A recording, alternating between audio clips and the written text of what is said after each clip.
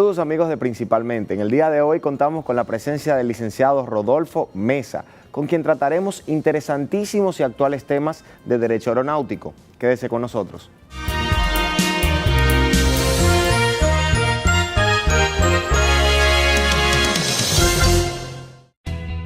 Desde el 1989, Seaboard se convierte en la primera generadora privada de energía de República Dominicana.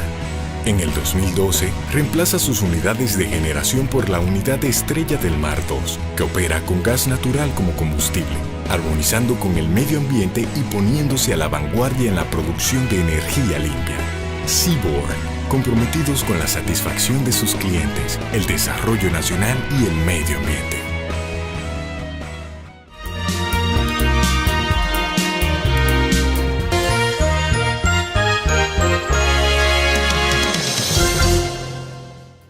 Saludos amigos de Principalmente. Hoy Principalmente cuenta con la presencia de un joven profesional del derecho que ha tomado una especialidad muy poco conocida en República Dominicana.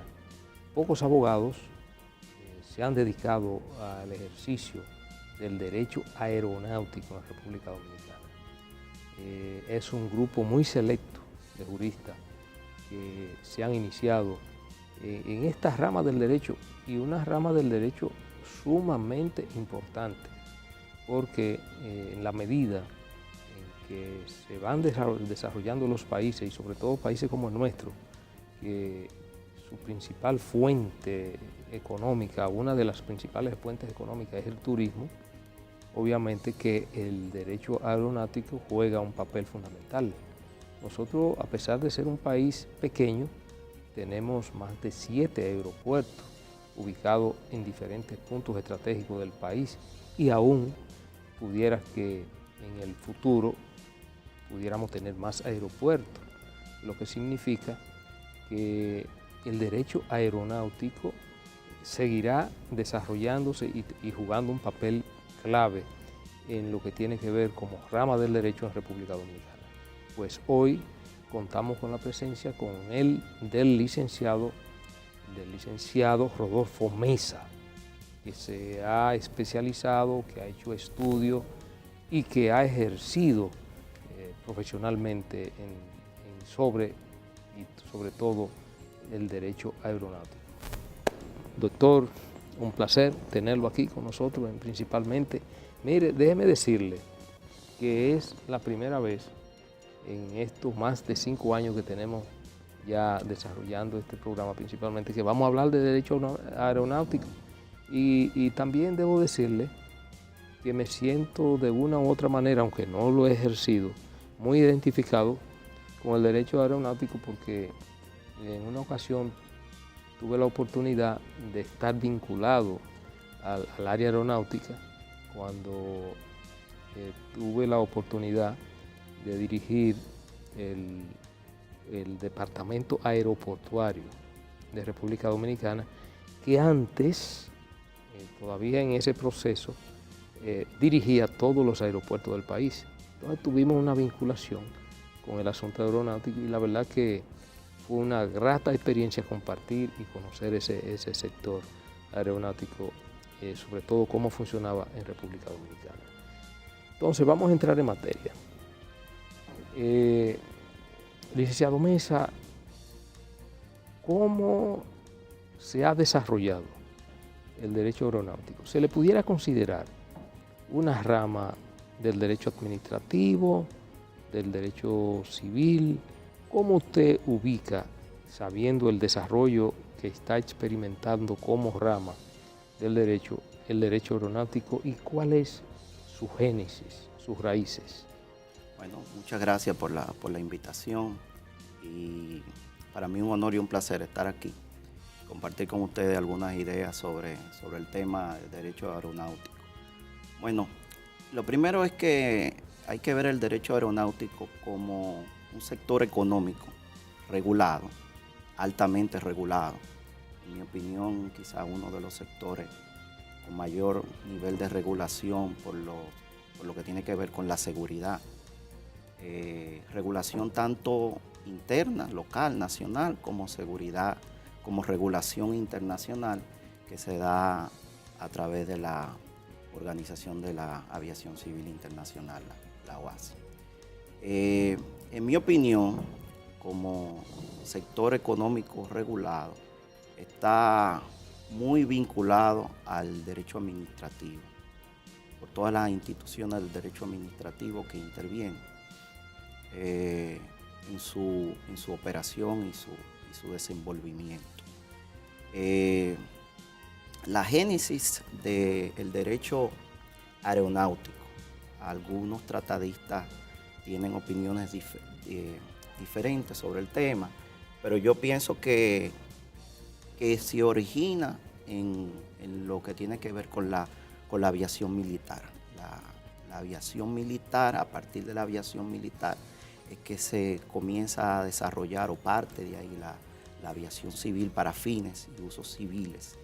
Y entonces se fueron creando toda una serie de normativas alrededor de esa aviación civil, que en un momento se armonizaron, y se armonizaron a través de la OACI, y luego los países comenzaron a implementar esas normativas que dictó la OACI, y comenzaron a establecerse estatutos en base a esa regulación internacional. Porque vemos que la aviación requiere de ese nivel de estandarización, por el hecho de que gran parte de las operaciones aéreas se dan a nivel internacional.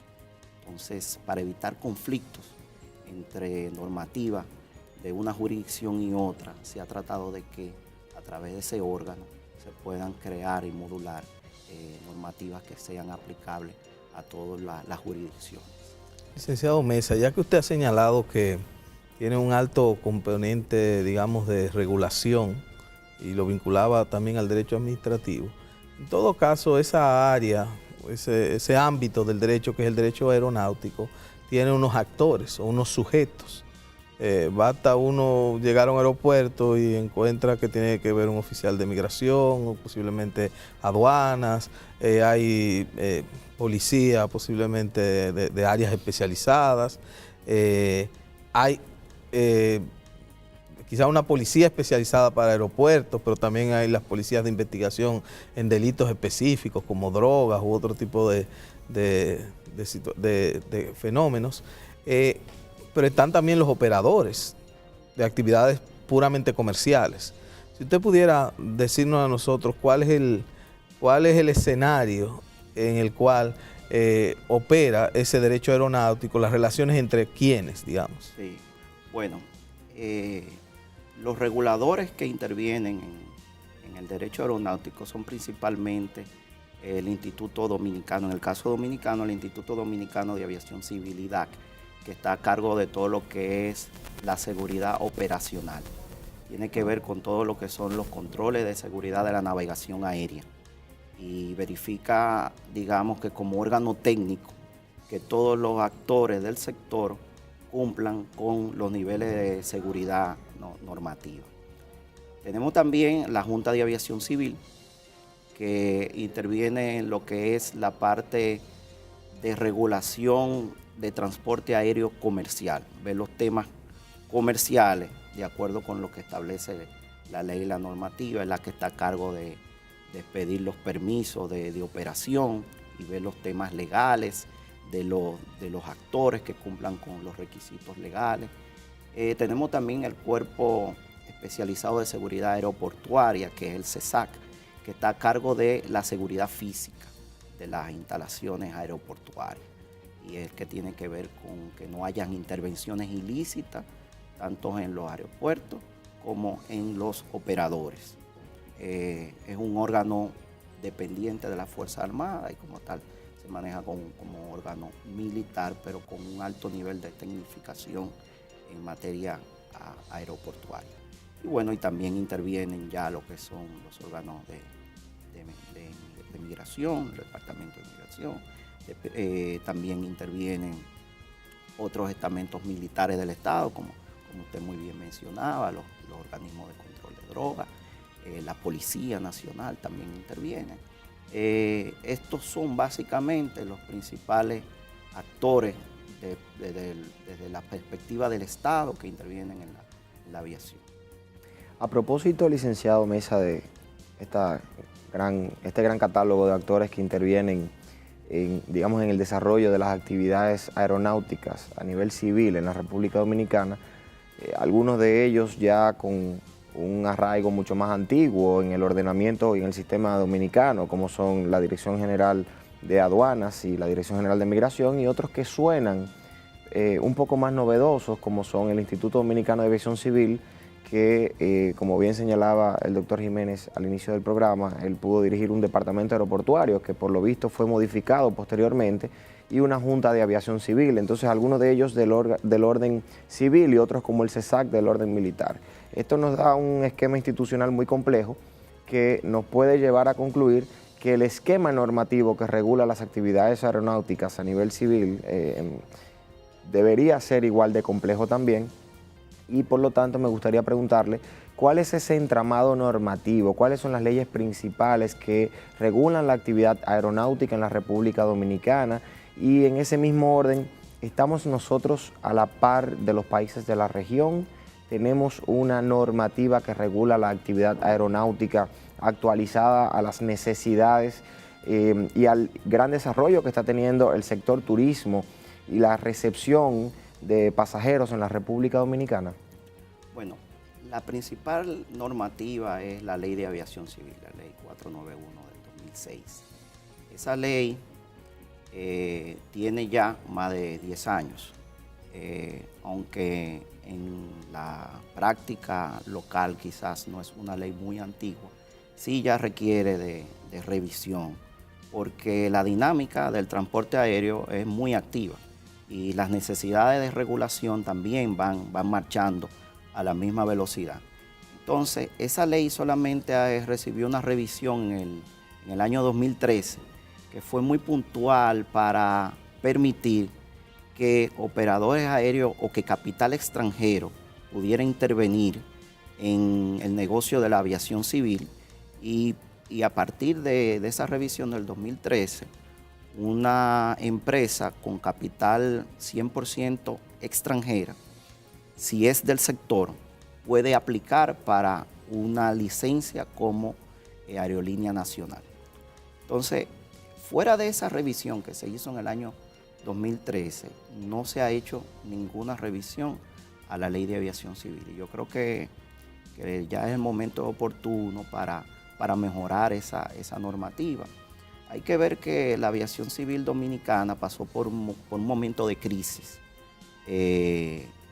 a finales de los años 90, mediados de los años 90, cuando el país entró en categoría 3 y la aviación federal de los Estados Unidos le prohibió a todas las aeronaves con matrícula dominicana que pudieran entrar a territorio dominicano.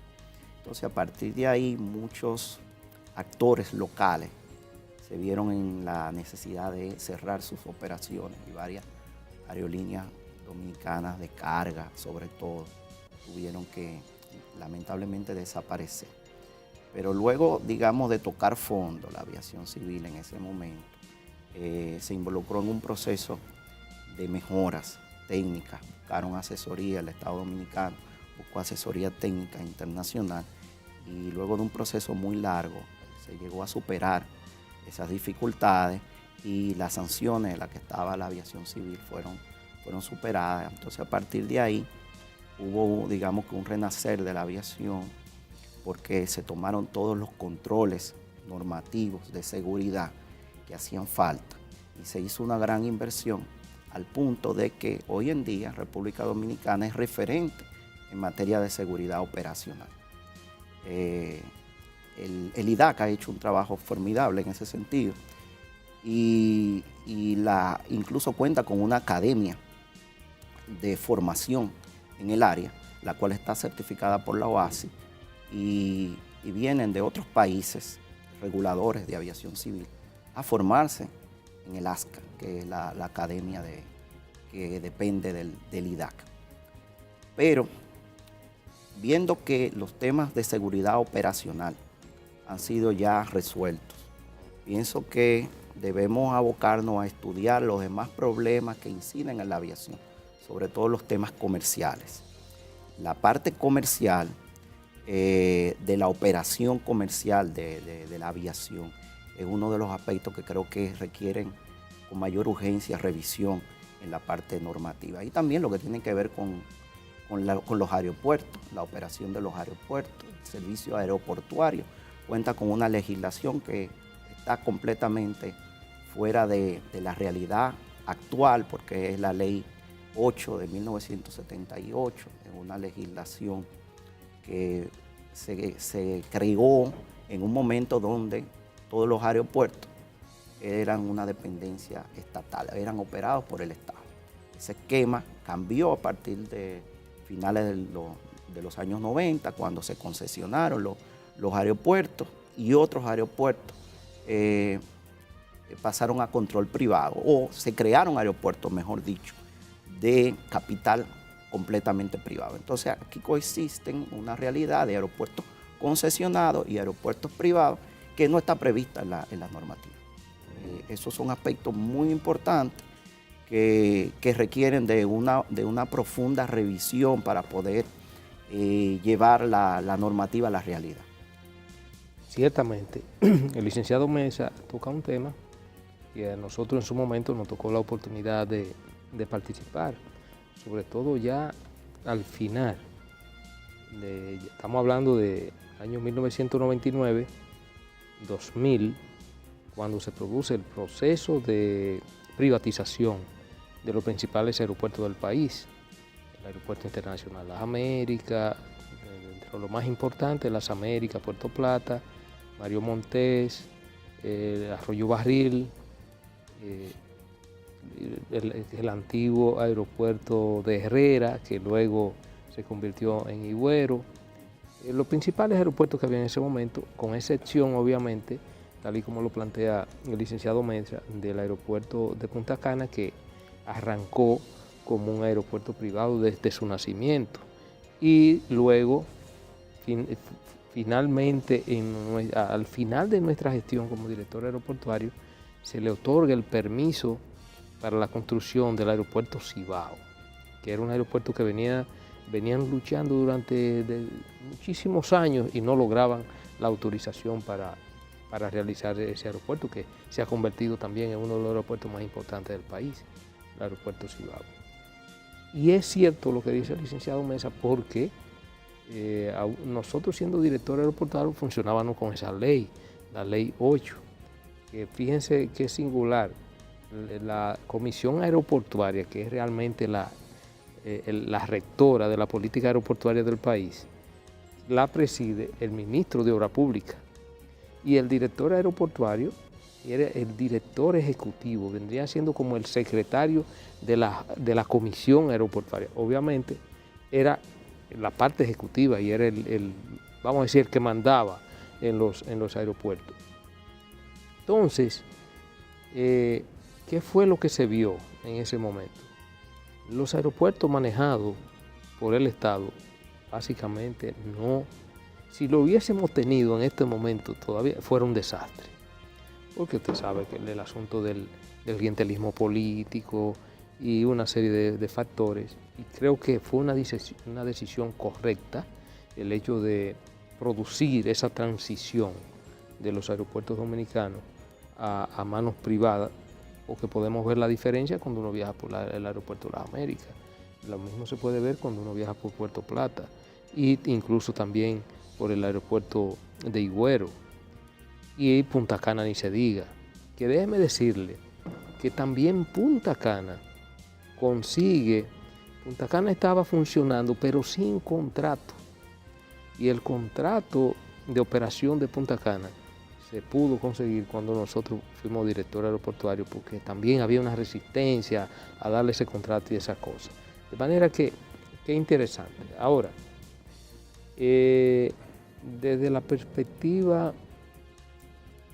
suya, como un jurista que se ha dedicado y se ha focalizado en el estudio del derecho aeronáutico, desde ese punto de vista, ¿qué cree usted que debe hacerse, porque es sumamente importante, en lo que tiene que ver con la Ley 8, que es la que regula todo el desenvolvimiento, el andamiaje jurídico en que se desenvuelven los aeropuertos del país, ¿qué cree usted que debe producirse en esta ley? ¿Urge una adaptación, una reactualización de la misma en los actuales momentos para colocar obviamente a República Dominicana en condiciones de competitividad de nuestros aeropuertos frente a otras naciones latinoamericanas que la tenemos bastante cerca, como es el caso de Panamá, que ha experimentado, sobre todo con su principal aeropuerto, el de Tucumán, que se ha convertido en el hub de América Latina? Pudiéramos con una nueva ley aeroportuaria crear las condiciones para también República Dominicana ponerse en condiciones de competitividad frente a estos vecinos que lo tenemos bastante cerca.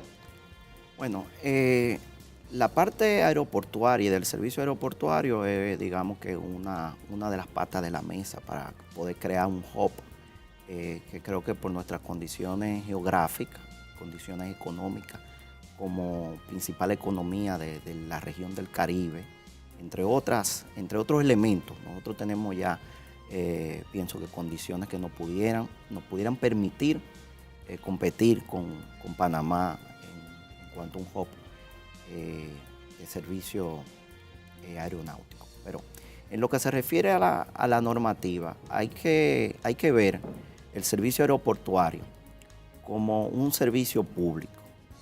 ¿Por qué es un servicio público? Bueno, porque es un servicio de interés general. Todo el que necesite salir del país tiene que hacerlo necesariamente por un aeropuerto. Y todo el que llega también necesariamente tiene que hacerlo por un aeropuerto. Y eso le da el carácter de servicio público y como tal la intervención del Estado debe ser en su mayor nivel. Entonces, la realidad de aeropuertos privados y aeropuertos concesionados en una normativa que no preveía eso, no permite al Estado ofrecer el nivel de regulación y de garantía para que el servicio público se dé de acuerdo con las necesidades del ciudadano. Indudablemente que una normativa actual que prevé una mayor intervención del Estado e incluso posibilite sancionar a los actores aeroportuarios que no cumplan con la normativa, va a ser de mucha ayuda para mejorar la calidad del servicio aeroportuario. Ahora mismo no contamos con una legislación que permita o que ofrezca esta seguridad y digamos que esta vigilancia e incluso capacidad de sancionar los incumplimientos de la norma. Lo que tenemos son, como usted muy bien decía, unos contratos con los aeropuertos privados, que son contratos que se limitan básicamente a establecer el derecho que tienen los aeropuertos privados de operar y de explotar esas instalaciones. Y tenemos unos contratos de concesión que sí son más rigurosos al momento de establecer derechos y deberes de los operadores. Hacer una normativa que en cierta medida, viendo la realidad de uno y otro, establezca las distinciones, pero permita al Estado ejercer su papel y su rol en igual medida, es fundamental en mi opinión. Entonces, digamos, con lo insuficiente que resulta la ley, porque obviamente la realidad ha desbordado la normativa, ¿cómo nos hemos hecho en ese camino que ya es largo? Con disposiciones contenidas en decretos o disposiciones de las propias, de esos diferentes agencias que operan en ese sector. Bueno, la Comisión Aeroportuaria y el Departamento Aeroportuario han tratado, en la medida de lo que le permite la normativa, de establecer ciertos niveles de control. Pero tiene limitaciones y en lo que tiene que ver con la parte operativa, no puede incidir mucho ni en los aeropuertos privados ni en los aeropuertos concesionados. Lo que sí hay límites es en cuanto a establecer, hay un reglamento tarifario que establece los límites que pueden cobrar los aeropuertos a las líneas aéreas por derecho de aterrizaje, por derecho de parqueo, por derecho de servicios de rampa y otros derechos, pero hay otras áreas donde los aeropuertos privados y los aeropuertos concesionados se manejan con mucha discrecionalidad. Y entonces ese nivel de discrecionalidad en un servicio público es lo que se debería regular y limitar. Bien, vamos a aprovechar, licenciado Mesa, para hacer una breve pausa y en el próximo segmento vamos a seguir tratando este y otro tema de interés.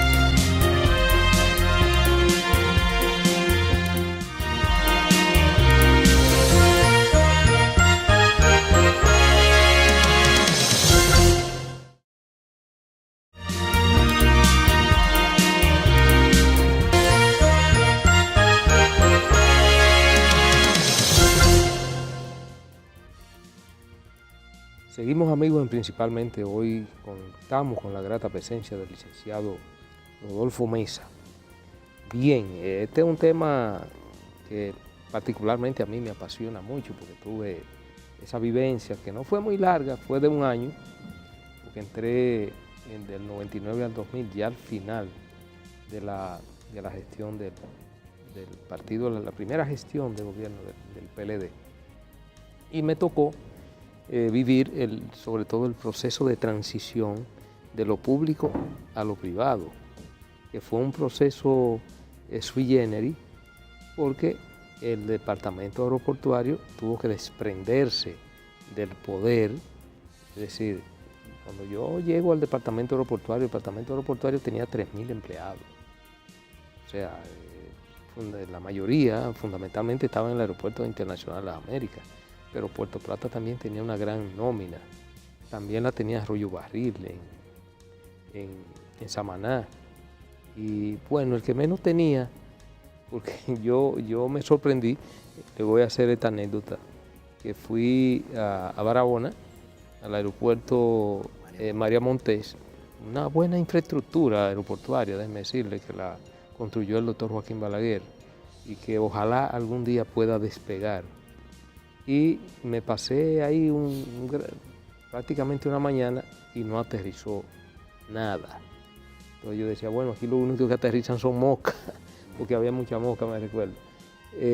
Pero una importante y buena infraestructura que va a depender su desarrollo en la medida en que el turismo pudiera desarrollarse en la región sur. Está la expectativa, y creo una buena expectativa, cuando se desarrolle Bahía de las Águilas. Pudiera que ahí esté el despegue de ese aeropuerto, el aeropuerto de Barahona, el María Montés. Igualmente, el aeropuerto Arroyo Barril, que en definitiva no sirvió de mucho o no está sirviendo de tanto porque hubo que construir el CATEI, que lo terminó de construir la parte privada. Aerodón fue que lo terminó de construir, el CATEI. Creo que sí, que el CATEI ya tiene un buen movimiento por el desarrollo que está turístico de Samaná, que Samaná se ha ido desarrollando. Pero le decía que ese era fue un proceso interesante, porque el departamento aeroportuario se tuvo que desprender y otorgar 90% de sus prerrogativas a la parte privada. Ya la función a partir de la entrega que la produjimos nosotros en el año 2000 del departamento aeroportuario, recuerdo que le llamamos delegaciones aeroportuarias, no sé cómo si se siguen llamando así, que era lo que el departamento aeroportuario iba a tener en los aeropuertos, un delegado aeroportuario que vamos a decir es el supervisor del Estado en los aeropuertos, pero ya todo lo que tiene que ver con la parte operacional, la parte comercial de los espacios, ¿te recuerda?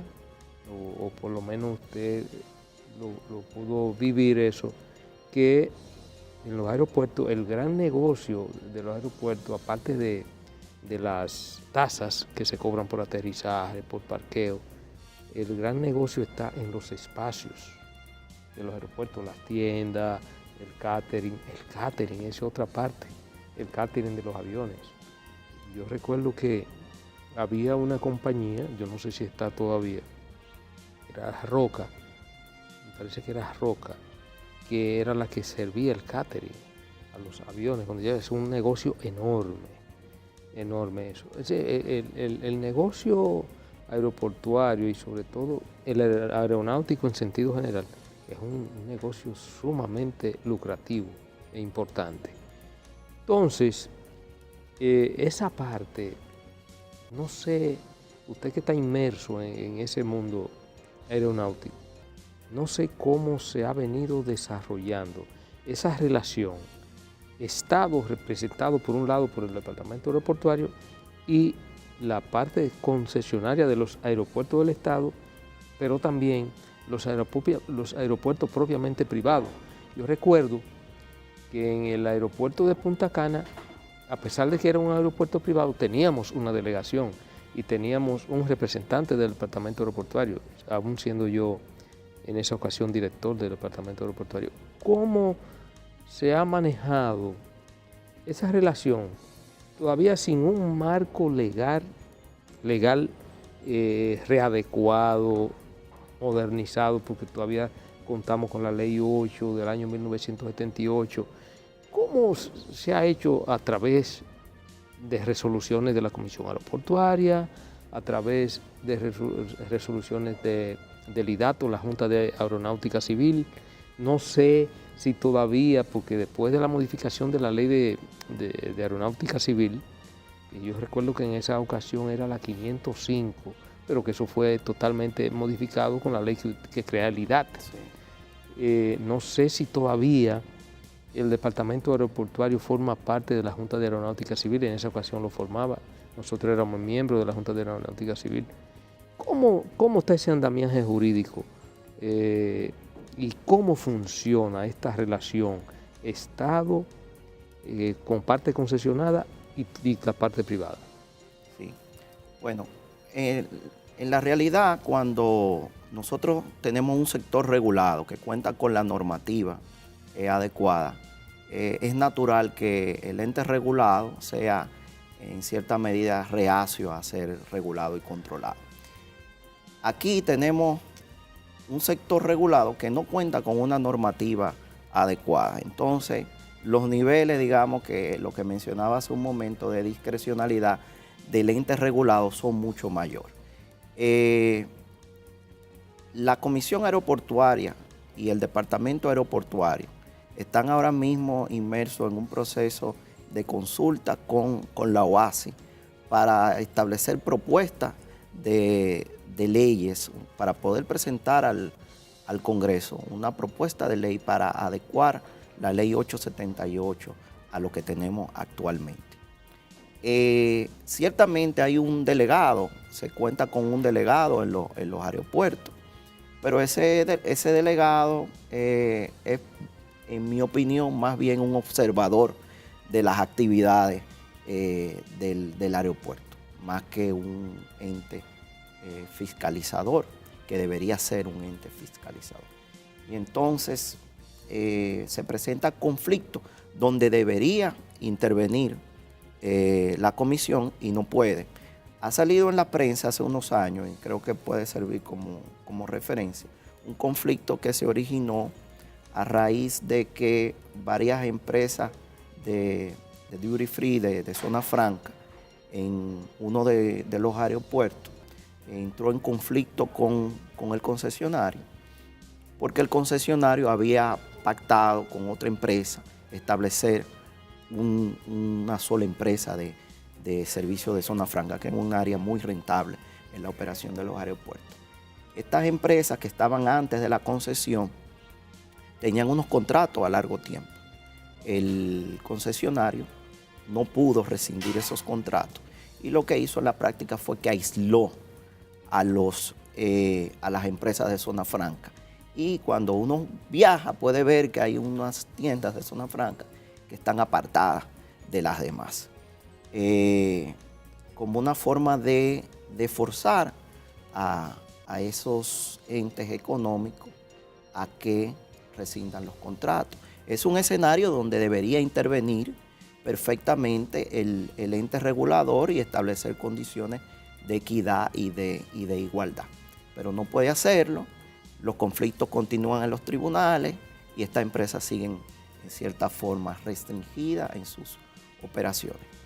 Eso y otros escenarios se verifican en la realidad donde el regulador, la Comisión Aeroportuaria, el Departamento Aeroportuario, deberían tener las condiciones y las herramientas de poder intervenir y mejorar la calidad, los niveles de competitividad y de competencia dentro del aeropuerto, lo cual va a redundar definitivamente en beneficio de todos los usuarios, porque mientras más gente compite en condiciones de igualdad dentro de un aeropuerto, eso se refleja en los precios y se refleja también en la calidad del servicio. La parte de, digamos, de la relación también con las líneas aéreas y los propios aeropuertos, y no solo líneas aéreas, sino también los usuarios de los aeropuertos, digamos, en lo que podría ser vuelos privados, o no sé cuál será la designación adecuada. ¿Cuál es la situación actual? Digamos, es un ámbito de libre competencia, un ámbito donde también estamos con una muy limitada intervención estatal. ¿Te refieres a la dinámica en cómo operan las líneas aéreas en los aeropuertos? Sí, una línea aérea que quiere incursionar en el mercado dominicano. Sí.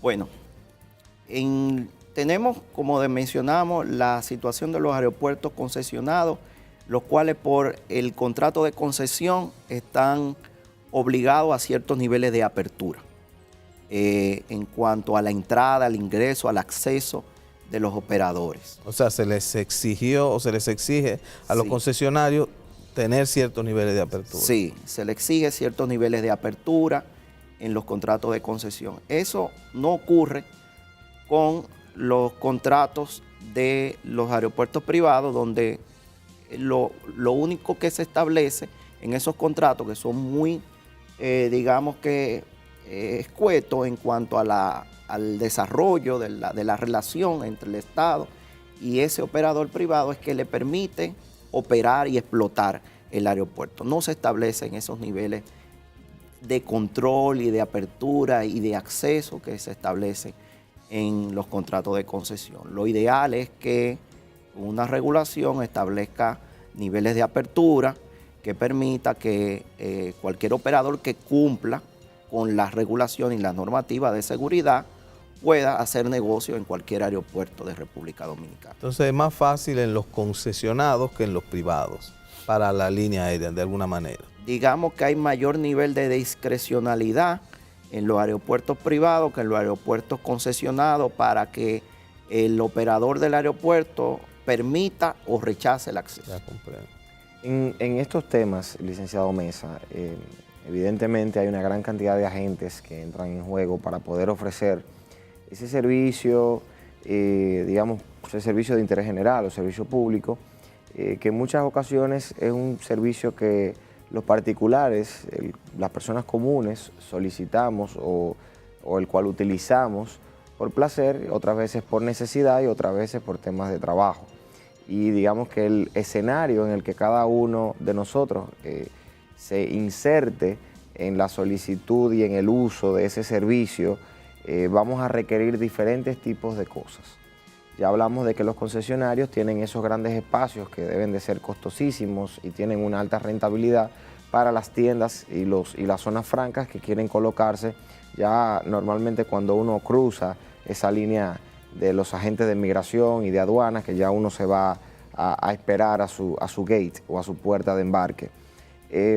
Pero entre concesionarios y estos usuarios de estos espacios, estas empresas o negocios, la situación ante un conflicto puede ser más sencilla porque sabemos que la jurisdicción local se va a imponer para dirimir cualquier conflicto que existe entre ellos, sea mediante un arbitraje o sea mediante un tribunal del orden ordinario. Sin embargo, hay un tema que no es quizás tan sencillo para nosotros los usuarios de los servicios de los aeropuertos y de los servicios de las aerolíneas, y es cómo se dirimen y dónde se dirimen esta gran cantidad de problemas que surgen a la hora de uno como usuario, digamos, hacer uso de esos servicios que ofrecen las aerolíneas desde el momento que uno llega a un aeropuerto. Me explico mejor. Los usuarios de los servicios de las aerolíneas normalmente, digamos, como es un servicio de volúmenes, no es un servicio que es muy rentable por cada pasajero, o sea, digamos, por el servicio en sí mismo, sino por la gran cantidad de pasajeros que pueden transportar diariamente o más de una vez al día, normalmente pueden darse problemas o situaciones, conflictos con los pasajeros y la aerolínea, que el pasajero normalmente ve que está siendo afectado por alguna cláusula contractual mediante la compra del pasaje o el uso del servicio, y a veces esos problemas se dan antes de abordar, durante el abordaje, ya en el vuelo, a la llegada, porque se le perdió un equipaje, porque no le quieren reembolsar un dinero que inicialmente quizás el pasajero pensaba que sí le correspondía. Todos estos problemas que normalmente surgen, los pasajeros no siempre tienen el conocimiento de dónde pueden ir a reclamar, ante qué autoridad administrativa, si ellos quisieran interponer una demanda en contra de una aerolínea.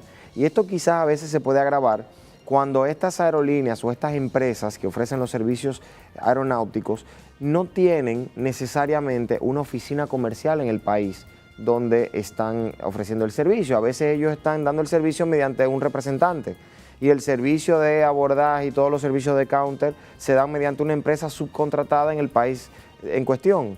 Entonces no hay una cara de la empresa. ¿Qué pasa con estos pasajeros que están inconformes y que quieren ir a reclamar por unos alegados derechos vulnerados? Sí, esos son de los aspectos que indudablemente requieren mejora y que una revisión de la ley de aviación civil deberían abordar. Porque lo que ocurre actualmente es que la Junta de Aviación Civil tiene dentro de digamos que de los enunciados de sus facultades, está la protección de los derechos de los pasajeros y de los usuarios, lo cual lamentablemente no ejerce porque no tiene la potestad sancionatoria, entre otras razones. Tampoco lo ejerce porque ha habido una política, pienso que de extrema apertura a las líneas aéreas en el ánimo de facilitar el incremento del tráfico y del flujo y la mejora del turismo, pero que hay que guardar el debido equilibrio entre una cosa y la otra. Entonces, la Junta de Aviación Civil ha delegado esa protección de los derechos de los pasajeros y los usuarios en Proconsumidor. Proconsumidor conoce o ha conocido varios casos de reclamos de pasajeros ante vulneraciones de derechos de las líneas aéreas, pero por el mismo problema que tiene la ley de protección del consumidor, donde tampoco se le ha dado la potestad sancionatoria, lo cual es un tema de discusión, pero bueno, la realidad es que en la práctica Proconsumidor lo que ha hecho es que determina la violación y establece que se apodere al juzgado de paz para que conozca del caso. Eso en la práctica, en la realidad, deja a los pasajeros prácticamente indefensos, porque litigar en un proceso contra una línea aérea, muchas veces una línea aérea en las condiciones que tú muy bien señalas, donde no tiene una presencia física en cuanto a instalaciones, sino que todo lo maneja a través de contratos con representantes, digamos que no le permite al pasajero hacer valer sus derechos.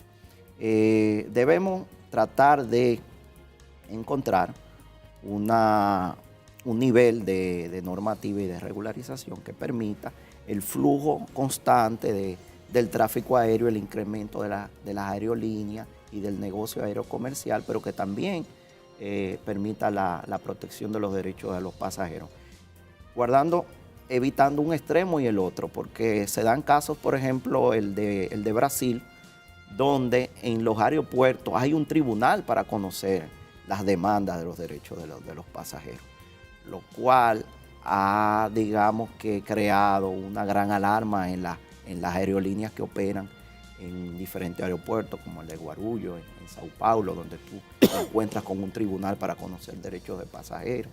Pero como es un mercado tan grande, las aerolíneas no se pueden privar no se pueden privar del derecho de, o no se puede, mejor dicho, dar el lujo de dejar de volar a esos aeropuertos. Entonces, nosotros no contamos con esas condiciones para establecer un tribunal, no sería lo ideal, pero sí permitirle al pasajero poder accionar cuando ha habido una vulneración y poderlo hacer de forma fácil, ágil y a un costo mínimo. Licenciado Mesa, en ese mismo orden y con la experiencia que usted tiene, ¿se han llegado casos a los tribunales del país de reclamos de pasajeros frente a líneas, frente a los mismos aeropuertos? Que los aeropuertos, ya sobre todo en la parte privada, a veces se cometen algunos deslices frente a pasajeros que de una u otra manera sienten que se les vulneran derechos. Obviamente, siempre se da mayormente con las líneas aéreas. ¿Se han conocido algunos casos que pasajeros hayan iniciado algún tipo de acción y que esta acción haya prosperado en los tribunales? Sí, sí hay con cierta regularidad casos de pasajeros que accionan contra líneas aéreas, pero son casos que se dan cuando ha habido daños mayores, donde digamos se justifica el litigio y el proceso, pero casos digamos que de pérdida de equipaje, retrasos en el abordaje, esos casos se diluyen digamos que en la carencia de una normativa administrativa, pero ya litigios de responsabilidad civil por accidente, por otras razones digamos que de mayor envergadura o nivel sí llegan a los tribunales y se conocen bajo el procedimiento civil ordinario. Hay que también tener en cuenta de que las aerolíneas cuentan con un seguro.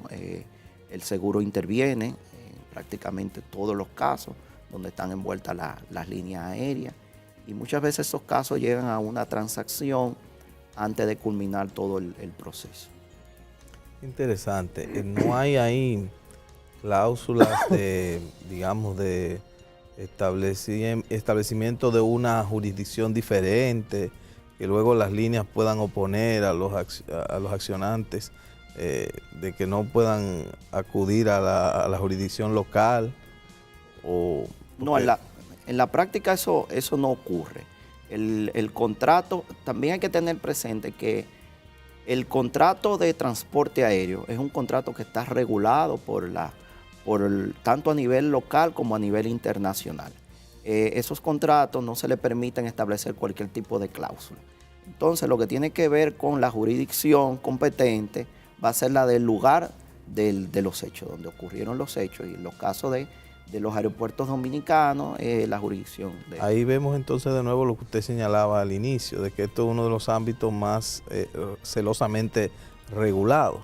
Correcto. Esa, por ejemplo, es una limitación que favorece a los usuarios. Seguro que sí. Porque de lo contrario quizás lo enviaría a otra jurisdicción. Correcto. Licenciado Mesa, tengo entendido que no en todos los aspectos normativos que atañen al derecho aeronáutico en la República Dominicana estamos atrasados. De hecho, creo que somos uno de los primeros países en regular las naves no piloteadas o piloteadas a distancia, creo que le llaman así en la normativa, que son los famosos drones, entre otros aparatos que podrían tener igual efecto ante la ley. La Junta de Aviación Civil o el Instituto Dominicano de Aviación Civil, en un proceso de coordinación regularon cuál es el comportamiento que deben de tener los drones en la República Dominicana para no afectar la aviación civil en general y, digamos, para establecer reglas claras a los propietarios de este tipo de aparatos para dirigirlos, para utilizarlos en el país. ¿Cuál es la experiencia que tenemos actualmente y qué ha sucedido con esta normativa? Sí, el Instituto de Aviación Civil, el IDAC, el Instituto Dominicano de Aviación Civil, en el año 2015 emitió una resolución para regular todo lo que tiene que ver con la utilización de los drones.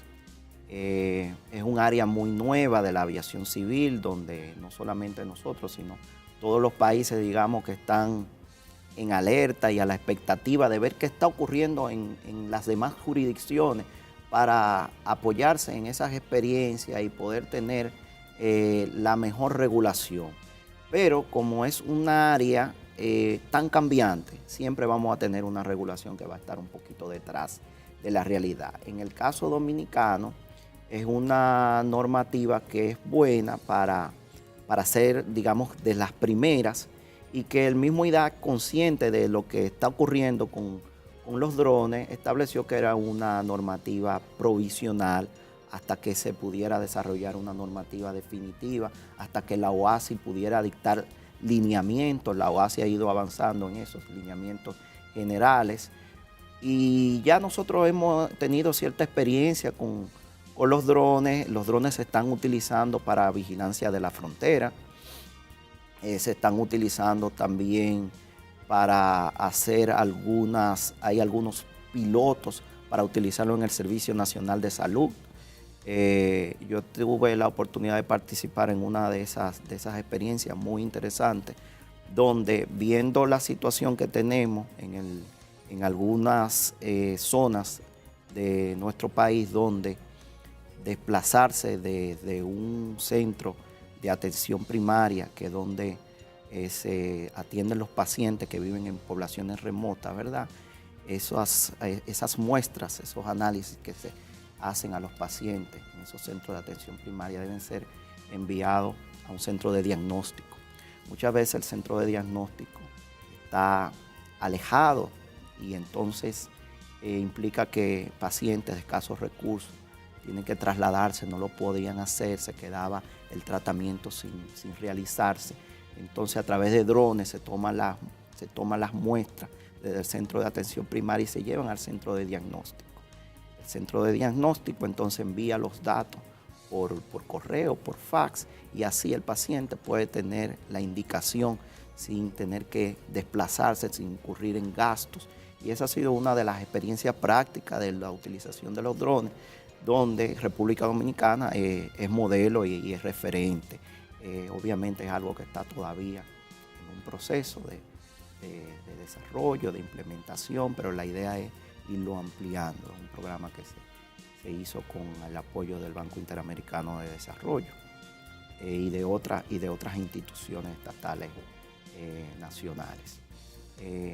Hay perspectiva de utilización de los drones también para lo que tiene que ver el servicio de fumigación, que es una de las áreas de mayor incidencia de siniestros en República Dominicana, porque son aeronaves que operan con muchas precariedades, son aeronaves muy viejas, quizás no se le puede dar el nivel de mantenimiento, y cuando uno va a la estadística se da cuenta que la mayor parte de los accidentes se dan con aeronaves dedicadas a la fumigación. Además son aeronaves que vuelan a través de controles manuales, no tienen controles automáticos, muchas veces en zonas montañosas. Entonces la idea es de en algún momento poder incorporar a los drones al servicio de fumigación. Hay otras experiencias también con utilización de los drones para vigilar el sistema de distribución de energía eléctrica, las líneas de alta tensión, identificar dónde pudieran haber fallas, y con los drones poder identificarla de forma fácil y rápida. La normativa dominicana tiene limitaciones, tiene espacios para mejorarse. Por ejemplo, no prevé la utilización de drones fuera del alcance visual del piloto. Muchas veces las tendencias es que estos vuelos de drones se hacen de forma automática a través de geolocalización. Se establece una localización de punto de salida y punto de llegada. El operador no necesariamente tiene que tener alcance visual, porque se puede realizar el vuelo a varios kilómetros. Hay aparatos de estos drones que tienen capacidad de desplazarse más de 6, 7 kilómetros. No hay posibilidad de tener alcance visual. Entonces, la regulación del IDAC no prevé esa posibilidad. Obviamente, el IDAC da permisos especiales viendo esa situación. Hay limitaciones también en cuanto al peso de la aeronave y la altura, que son cosas que, como decía, en una norma provisional pueden ser, digamos que mejoradas cuando haya ya una norma definitiva. Pero, en conclusión, el ámbito de desarrollo de los drones es, digamos que, incalculable en este momento. No podemos saber hasta dónde puede llegar el desarrollo de esa área, porque es una área que está en pleno auge. Pero las perspectivas son interesantísimas. Bien, vamos a aprovechar para hacer una última pausa. En el próximo segmento vamos a seguir tratando este y otro tema.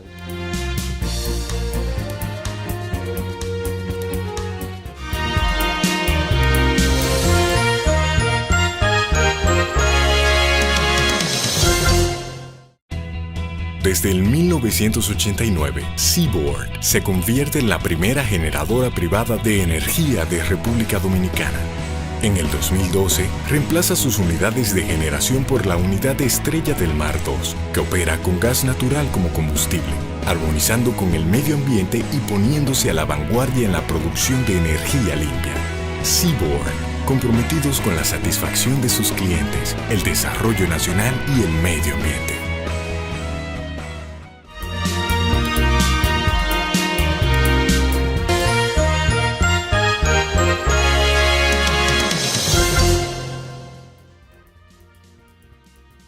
Seguimos, amigos, principalmente hoy con la grata presencia del licenciado Rodolfo Mesa. Bueno, licenciado Mesa, mire, entramos a un aspecto, si se quiere, hasta el más novedoso del mundo aeronáutico, que es de los drones, que, como usted dice, la OASI enfrenta ahí un gran reto.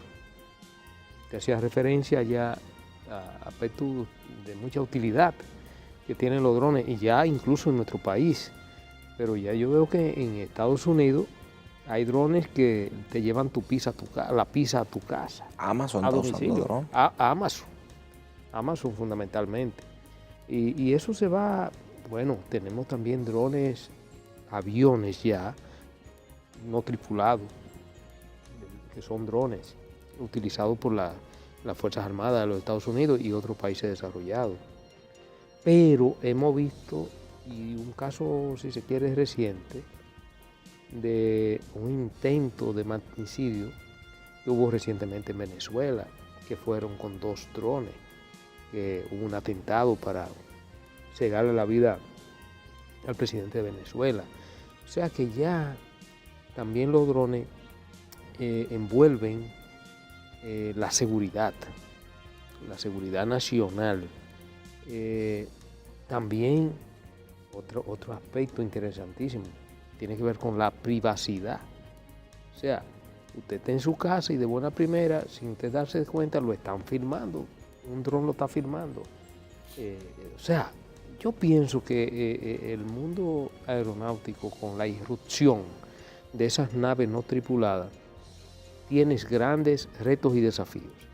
¿Cómo ya usted más o menos abordó la parte, los intentos que está haciendo el IDAC?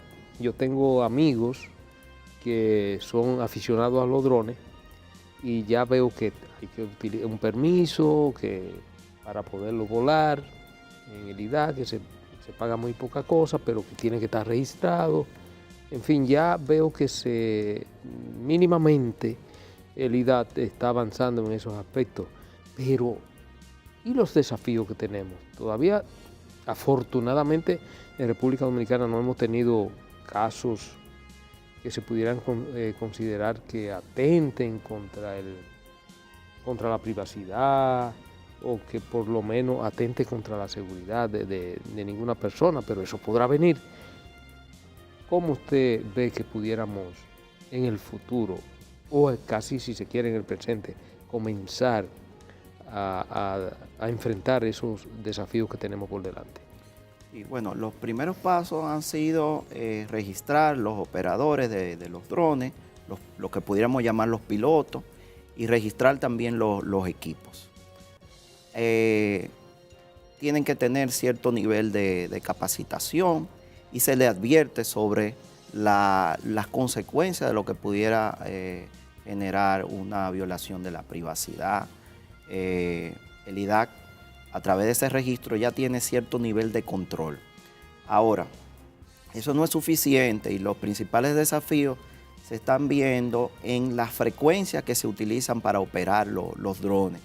Muchas veces estas frecuencias pueden ser intervenidas y pueden ser lo que se llaman hackeadas. Entonces, ahí hay un aspecto de seguridad y de vulneración sobre el que se está trabajando y el órgano de telecomunicaciones internacional está por definir los temas técnicos de la frecuencia para evitar que esa parte, que digamos que es una de las partes vulnerables de la utilización de los drones, poder resolverla o poder llegar a ciertos niveles, digamos que de seguridad, sobre todo porque se le está dando el más diverso uso a los drones y lo vemos en temas de seguridad, fronteriza, se está utilizando como repartidores, hay mayor nivel de control y de restricción en las zonas urbanas. Nosotros todavía tenemos una limitación a la utilización en zona urbana, pero hay otros países donde ya es permitido la utilización en zonas pobladas. Obviamente tienen que tener un nivel de peso, un peso máximo, porque esos equipos pudieran colisionar, pudieran caerse. Tienen que tener algunas exigencias de seguros, paracaídas. Y hay todo un mundo, digamos, que alrededor de la regulación y de la normativa de los drones. Bien, como decimos aquí, licenciado Mesa, cuando las participaciones resultan interesantes, nosotros emplazamos al participante a que será notificado nueva vez a comparecer principalmente, de manera que yo sé que todos los amigos televidentes principalmente quedaron gratamente complacidos, al igual que nosotros, y en una próxima oportunidad, en un mundo tan vasto y tan amplio como es el mundo aeronáutico, y sobre todo el desarrollo que está alcanzando esta rama del derecho en República Dominicana, nosotros lo emplazaremos para que usted vuelva aquí a acompañarnos. Un placer, muchas gracias. Gracias a usted.